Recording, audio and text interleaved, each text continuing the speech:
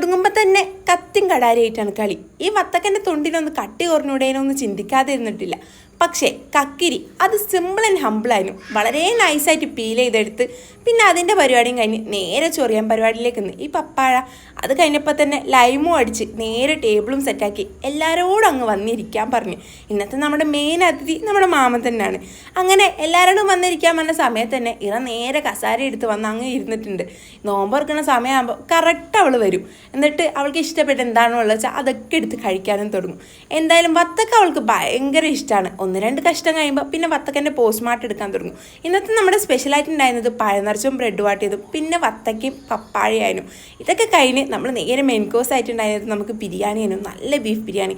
അത് ഈ ചമ്മന്തിയും കൂട്ടി കഴിക്കാൻ നല്ല രസമുണ്ടായിരുന്നു. നോമ്പാന്നുള്ളൊരു പ്രശ്നം വെച്ച് കഴിഞ്ഞാൽ ബാക്കി എല്ലാം കൊണ്ടും അടിപൊളിയായിരുന്നു. നല്ല അടിപൊളി ബിരിയാണി ആയിരുന്നു. അങ്ങനെ നമ്മുടെ 4ാമത്തെ നോമ്പും നല്ല റാഹത്തായി കഴിഞ്ഞിട്ടുണ്ട്.